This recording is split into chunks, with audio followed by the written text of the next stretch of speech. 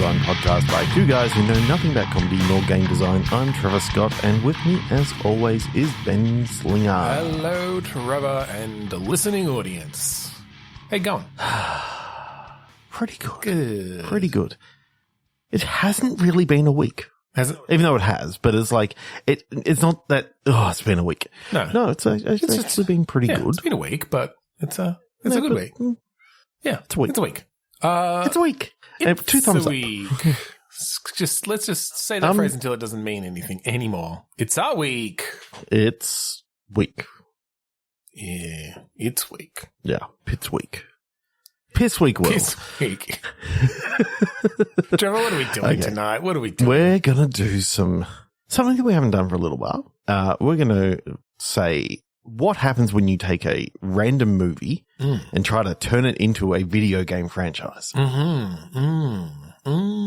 Interesting. So, but what we're going to do is we're just going to take those random movies as prompts. And then if they end up being, good enough for a video game franchise as themselves, then yeah, we'll look at doing that. If not, we'll just take the word, or we'll take one of the words, because we'll get two movies. We can take one or both or none. That's it. Use them as a jumping off point. Yep. Maybe just the title, maybe the actual description, maybe an actual tie-in video game to that movie, but whatever strikes our fancy. Exactly. 3, 2, 1 movie. Yeah. Okay. Tenet. The Christopher Nolan backwards, forwards movie. Okay. Arrival. Amy Adams. So, yep. The alien crafts land around the world. Expert linguist recruited by the military to determine whether they come in peace or are a threat. Good movie. Kind of like a linguist dealing with like backwards speaking beings or something. That's kind of cool. That is. It's kind of sort of take Chance of Sonar and being able to sort of piece together from an alien. Yeah. Alien language, but yes, they're talking about things that are,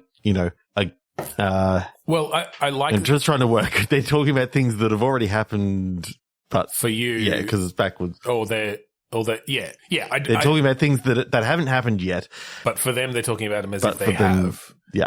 Yes, I very much like that idea of decoding an alien language, but part of that is figuring out how their like tense structure works. And realizing, like, there's almost a twist in there or a moment of realization of, oh, fuck, like, they experience time backwards. And that so they only know things that we haven't experienced yet. And once they experience it, they don't talk about it anymore. They're only talking about things that are... Basically, yeah. Because, yeah, it works. Which is, it's a bit of a brain-melting concept. It is. It's one of the reasons why... The Doctor and River song relationship always fucked me up. Yeah. I love the fact that you can casually just drop Doctor Who references like that now, Ben. I know, it's funny, because for so long, people listening to this podcast will have experienced the change and the my ability to reference Doctor Who. It's true. I haven't quite caught up yet. I love it. But I love it. Still in the Peter Capaldi years, but getting closer. You'll get there. And then you'll have to unfortunately go through the years that were not my favorite. Yeah. I love Jodie Whittaker as a Doctor, but I did not like the writing. The writing sucked. It's a fairly common opinion of those years from what I've heard. But we'll get through it. But can I just say, Cutie Gutwa, fucking amazing. So I have heard that is the case. We've even got James into watching it, nice. My son. Yep. So that's going well. Okay. Anyway. Okay. Just to really fuck with this. Yeah. It's a second person game. Oh, God. Just to really melt those brains. Well, or maybe that's part of the whole, not only are they backwards in time, but like they're sort of the way that they address their pronouns and things they deal in the second person. I don't know how that works. That's molding my brain too much. Yeah, it's all about you experience this and you experience that because it's only talking about them. Like, right. So when they're actually talking about themselves, they talk about it as if you are the one who are observing it. this. Yes. Yes. So that's yet another moment of realization you have to have in there because you're like, why do they keep saying all this stuff These has words at the start, happened, which hasn't happened to anybody? But they keep saying it's happened to me, and then that stuff happens to them, and you're like, "Oh, okay, now it all makes sense." Yeah, 3 to 1 movie. Someone got spaghetti all over this. Obviously, we need to continue. You've already called 3 to 1 movie. I love that. That's your go-to. That's your big stakes, high stakes event that happens in this game. Spaghetti got on this thing. How does spaghetti get on this podium? Grant O'Brien. Oh. All right. Yes, I have called 3 to 1 movie. Let's go on to another one. 8 Mile. Vampires suck. Ooh. Rapping vampires. Oh, there's something about like, you know, vampires, but in like a sort of like a more gritty personal drama. Yeah. So just taking the idea of, you know, someone living in a trailer park and, you know, trying to make something for themselves and they come across like a roaming band of, vampires and they sort of get into sorts, kind of Lost Boysy, but yeah, I like the idea of going real serious with it. I'm picturing a point and click adventure a la The Drifter, but like you become a vampire and you have to deal with your bloodthirstiness and not wanting to hurt people and how to hide yourself and I'm picturing kind of like for some reason I'm just picturing a diner. Kind of in an area like, you know, Pacific Drive, how you got all the tall trees around and everywhere. There's something about like a diner or a rest stop sort of sitting beneath these tall motherfucking trees. So it's like you look around everywhere and it's like this is the middle of nowhere and you get turned into a vampire after, you know, something that happens, you know, at the end of the first act, and then you're spending the next bit of time sort of, you know, realizing that you can't leave your trailer during the day, so you're stuck in this tiny little place, and you just you feel like you need to stretch out and do something more with your life, but now you're kind of stuck in there during the daylight hours, and then I mean, there's only so much you can do as leaving. You know, we did this a few weeks ago, but like a small adventure game with limited locations, because the idea that you're stuck in there during the day is interesting. It reminds me actually of one of an adventure game I played recently by Tavi Navarro. I think it's called A Safe Place, but it's very limited in its it's basically about someone who's got like agoraphobia, and so they're stuck in their room and they don't come out of the room. But you know, there's it's all the puzzles based around that room. It shows how well that can be done. But yeah, I kind of like that idea. Like you've got these moments in there during the day, and it's sort of how are you reaching out? How are you dealing with this? Like, what are your inner thoughts? And then when night falls, you can go to other locations and expand that out a bit. But it's like, do you make connections with someone who's working at that diner or something, right? Like you only see that they don't know you're a vampire, or they find out halfway through, or there's some cool stuff that you could do with that for sure.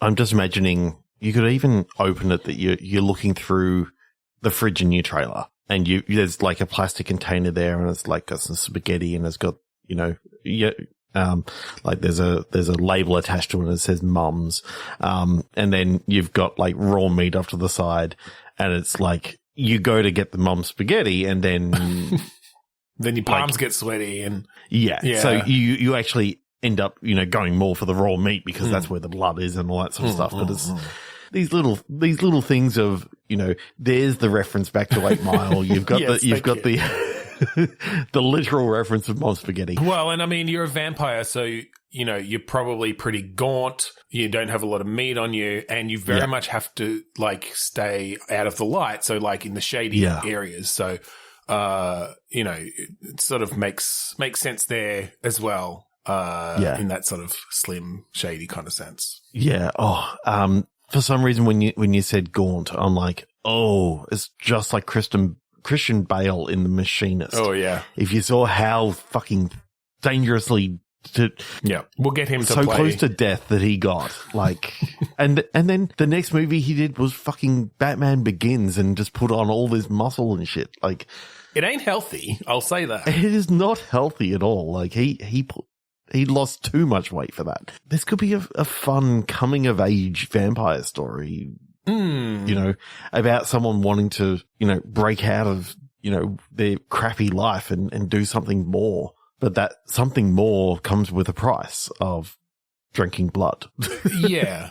Well, and I like the sort of the idea of it. Yeah, that they are somewhat antisocial, but because they're now so isolated that it pushes them to meet someone at that diner or whatever, and it's the only thing for miles. Like they can't actually travel far enough before the sun comes up to get anywhere else because they don't have a vehicle. Like there's all these reasons, and so literally the only thing nearby that has people at night is this 24-hour diner. And there's a waiter or a waitress or whatever who's working there, and you strike up a relationship with. But yeah, that's cool. Like I feel like you could do some really interesting storytelling stuff there. Yeah, and I don't know why, but I kind of like the idea that over these nights, you know, they converse and they have these discussions, but then at some point he knows he has to eat and he doesn't want to eat her, so he happens to see someone hitchhiking down the road, so he's like, okay, follow them for a bit on the way home, take them out, and hide their body, and then I think the next night do it they're in back a very linear fashion, obviously, and just tell the story in that way. But yeah, you're building up to this idea of like, oh, you need to feed every night, and for a few nights, and you play these few nights, and maybe you hunt an animal, or maybe you kill a hitchhiker. It sort of starts ramping up. I like kind of the idea of like, oh, you start coming up with ideas to bring people into the diner under the guise of the diner's running out of money. They don't have enough customer base. They're going to shut down. But part of that is, I can follow one of these people out at the end of the night and feast on them. But the person who's working there is like, oh, this guy, they've come in and they've, really given us some good ideas for getting more people into the diner. That's great. It's cool. All right. 3, 2, 1, movie. Let's see how we can get spaghetti into this one. Yeah, because that's 2 out of 2. This is, if we can do an all spaghetti episode. Yeah, Bitstorm Bolognese. Hostage with Bruce Willis. When a mafia accountant is taken hostage on his beat, a police officer racked by guilt from a prior stint as a negotiator must negotiate the standoff even as his own family is held captive by the mob. Okay, and my one was also hostage, but then I clicked again. And I got America is Sinking. Okay. When glacial flooding causes a ripple effect of earthquakes and tsunamis, scientists must create sinkholes to absorb the water and make the Arctic cold once more. All right. Some crappy disaster movie. Yeah. So either way, that's fine. Hostage sounds. Well, I think we can combine. I kind of like the idea of what does hostage negotiation or whatever look like during a cataclysmic event that is sinking the planet, essentially. Like that's kind of interesting because you get people acting more erratically. You don't know who you can trust or what's going to happen. They've got a lot of doom and gloom. So instead of when a mafia accountant is taken hostage on his beat, it's when a mafia accountant is taken hostage on his boat. It's WaterWorld. It's hostage negotiation in WaterWorld. Definitely. No, I think yes. I think we've done this a similar sort of thing before, but maybe you've got all the cities are flooded and you're in a world where people are just living above the waterline of all these skyscrapers and stuff. Yeah. Because that's all that's, sticking out and still readily accessible.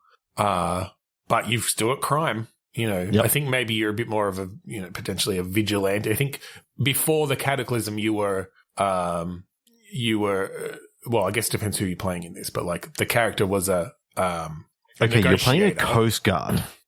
So you're playing a member of the Coast Guard. That's why you got a boat. Okay. But you used to be a beat cop, so you kind of when this happened, fulfilling just both of those. every sort of police force and it became Coast Guard. Like they just had to. Yeah. And given that there's no coast anymore, it's kind of fucked. Yeah. No, the coast is just like where the city like the edge of the city where the buildings start sticking out of the sticking out of the water. There's something about like, jumping in your boat and you're like, chasing down, trying to help some people around, and then like someone that you save, gets, taken hostage by, again, the mafia, Italian, they're going to have spaghetti on that boat. Yeah. I don't want to generalize. Don Rigatoni. Yeah. And his huge yacht. Yes. And his cat bolognese. Mm-hmm. Yeah. Mm-hmm. Or Ragoletto. Dolmio. His wife Dolmio. This is vaguely racist. I'm kind of picturing Dredge. Yeah. In the sort of having to travel across these areas between cities and areas where there's buildings, but that, when you get to an area and you're having to like negotiate stuff or you're having to talk to people, it sort of changes view. You get a nice like low angle of you on the boat and seeing them on the building, and it's all sort of foggy and misty and really atmospheric. Oh, there's something about a floating dock hanging off the side of a building, where basically they've just opened a window and it's like they happen to get out, and it's like, that's actually kind of cool. The art direction could be really, really interesting on this sort of thing for sure, with how all the ad hoc ways that people have built stuff and are working in this environment. Yeah, and then they say just in the last 3 days we've had to go up another two stories. Floors. Yeah, I was thinking that too. Exactly, like that's how fast it's going. But that means people are getting more desperate. They're all crammed into less and less space as they have to essentially go higher and higher up in this building. And so maybe you're like helping people move from building to building and stuff too. Like you've got different, but not just that, but you may even be bringing, relief efforts of, his rations for your team. And you can sort of, I know I'm more interested in all that sort of stuff rather than the hostage side of things. Yeah, it's true actually. And I mean, I don't love the idea of playing a cop anyway, cause fuck cops, but a Coast Guard, like wanting to help people. So that's it. I think someone who has some experience with boating and with, even with weaponry and different things, like there's shit still going to go down as part of all this. But yes, that your main goal is more, okay, you're sort of this roving helper, helping keep the peace a bit, helping get people supplies, helping move people around if they need to be. But, there's going to be all these things in place of like, you can't just, take the people from this building that's getting too full and take them to another building that's got more space, because the people in that building are going to get shitty and like, so there is still negotiations and things that have to happen there. People in the Viacom building aren't going to want the people from, Warner. Like they're not going to get along. Yeah. I mean, it depends on how far in the future you set this, where there's only going to be one company that still exists anyway, because they've just all and it's going to be Netflix, fucking merged each other. It'll be, Disney, Netflix, Warner, Viacom as the, or whatever. What I love about this is that, with the boat and all that sort of stuff, you can get little upgrades for it, like a better motor and that sort of stuff. But also, because there's no electricity going through town anymore, like at night, it is pitch black. So you need the big fucking spotlight on the top of your boat that, you can show around everywhere. Again, cool atmosphere that you could build with that. Yeah. The mist comes down, the fog comes down, and just these dark buildings coming out of the mist as you travel past them. Oh yeah. Maybe some flickering candles and stuff in the windows, but you just got to be very, very careful, Because I'm picturing, because America's sinking, it's actually got on the poster, it's actually got like the Statue of Liberty. Right. So I'm picturing that's one of the bases. There's some people living in the Torch. Yeah. Yeah. And in the head, like, just at the top of the top, and they've got all their solar panels up on the spikes from her. Yeah. And then they Ghostbusters to it. they put slime on the inside of it. Yeah, they heard that play. There's a continent that it turns out has actually been floating this whole time. They've heard that Garbage Island, of course. Oh, it's Garbage Island. I was going to say they've heard that Australia was not attached to the bottom, and then it's just floated with as the water's gone up. So they're trying to find their way there. I mean, we've got the room. That's it. They can all live in the desert. Yeah, that's fine. All right, one more. Well, maybe more. However many more we need. Yeah. Ooh. I don't know whether you got the same one. Oh no, you definitely didn't. No, I saw what you got. I'm going with the second one though. Okay. LOL. Yep. LOL. Yeah. Which is sort of high school romance through social media and texting and stuff. I think it's 2012, so it's sort of the earlier days of social media still. But yep. Yeah. Poseidon. Ooh, Poseidon. As in the remake of the Poseidon adventure with the boat that's capsized. Okay. So that's really kind of cool. I like the idea of taking the more 1970s version of it. Okay. How does that work with, are we joining them with social media?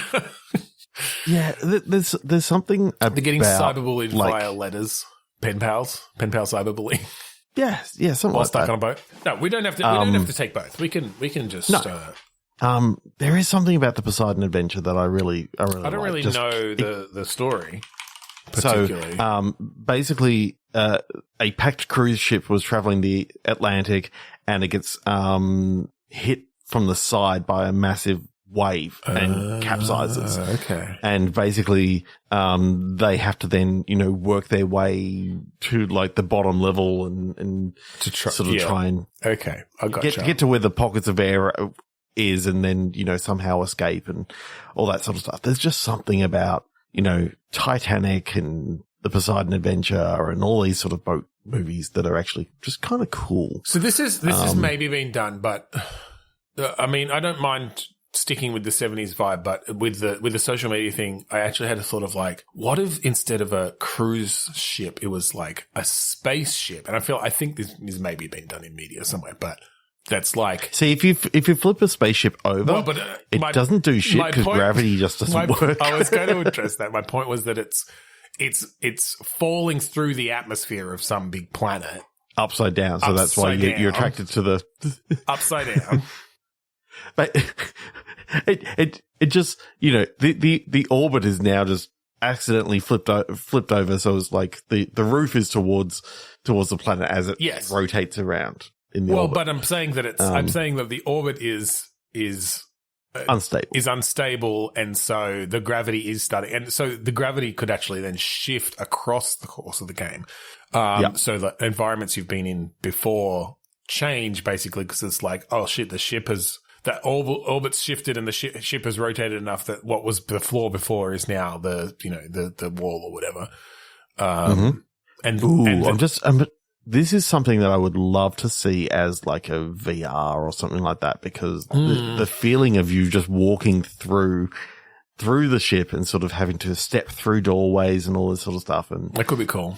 Like reaching up and opening up a drawer and all the shit falls out of it. And yeah, definitely. I like that. And then I think the LOL thing just comes in as like you've got ways to communicate with other people on the ship, maybe on the planet, that are giving you sort of context for what's going on and giving you more exposition and different things. But yeah, a VR game where you're traveling through a ship that is upside down and changing, the gravity is shifting, and falling through space. That's kind of cool. That takes the Poseidon adventure, and it's like you can just have it as a solar wave has knocked this orbit off course or whatever. Like, yeah, maybe it's a luxury space station that orbits this planet. Yeah. Generally, it's not like a deep space vessel or anything. But yeah, it's knocked it out of orbit. It's shifting things. It's gradually rotating. It's got a decaying orbit, in X number of hours, like it's gonna re-enter the atmosphere and explode. So you need to get to the life vessels. Yeah, but the life vessels are at the what was the bottom, now the top of this ship. Yeah. But of course, you could have in the next 5 hours, that may now be to the left, now it may be to the right, and now maybe. Well, and I kind of like the idea as well that you could have some puzzles and stuff where you're activating artificial gravity of some sort potentially, or in various areas of the ship, and the way that could change things could be cool too. Like in the Poseidon adventure, the majority of people are actually in like the ballroom when the thing. Yeah, turns over, and then there's a band in there, and they play a song. And they play "There's Got to Be a Morning After," and very hopeful. It's a pretty classic part of that movie. Just the idea of where we need to go is up there. Yeah, like, and you cannot get up there, so you have to go elsewhere. Like a huge ballroom. Yeah, yeah. Yeah, that's cool. Just the idea of this, you're in the very center of the space station or whatever it is, and it happens to be, X number of floors, and so therefore you can't just go to that floor up there because you know that the lifeboats are just outside that door. Yeah, you can't get there, so you have to go like the long way around to get there. Well, and I kind of like the idea then of, like I mentioned the artificial gravity, but maybe it's not that it shifts the gravity. Maybe you have to like counteract the gravity of your orbit so that you can go into microgravity and actually like float up to a place and get something or get to a certain area. That could be cool. Yeah. And there's got to be a reason why you wouldn't just stay in that room and wait for it to come back around and enter into that. I mean, I think maybe just the timing of it. It's not even going to do a full loop in the 5 hours or something. It's slowly rotating in a particular way. But you could definitely wave that idea away based on. I just love the idea that in this particular room there is a massive fuck off aquarium. Yeah, and it's stuck to the ceiling, right? And it's completely encased, and you start seeing cracks. Yeah. That's cool. And more cracks. And it's like, you have to get out of this room now because it's about to just drop a fucking torrent of water absolutely everywhere. And, that's going to totally fuck up everything. So, yeah.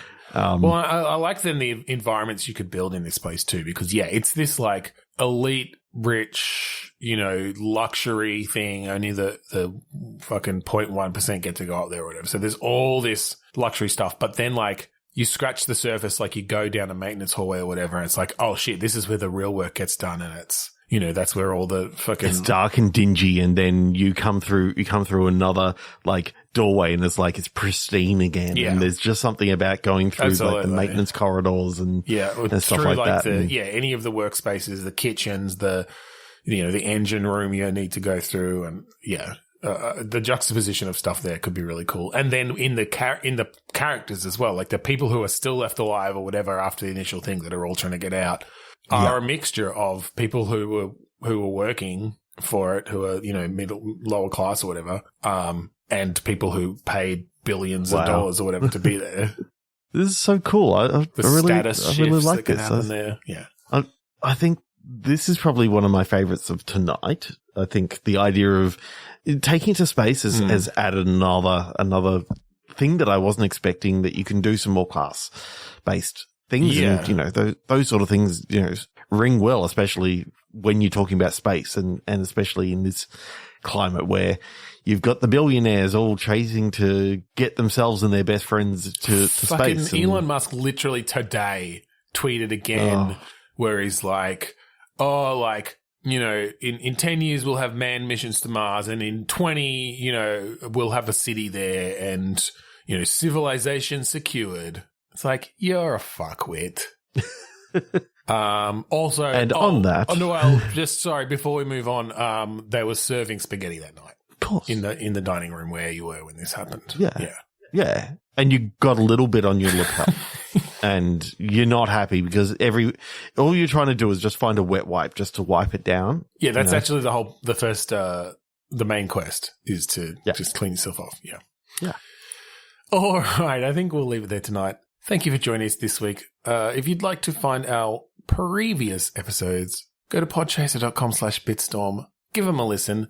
There are, I would imagine, quite literally thousands of game ideas in our backlog. Ben was going through for a while and he lost count. I only got through 30 like 20 or episodes or something. Yes, I started documenting the specific game ideas so they could count them and rate them. And it was an interesting project. But when we're at episode 380 something, 83, whatever it is, that's a lot of work. But definitely thousands. Check them out. Yeah.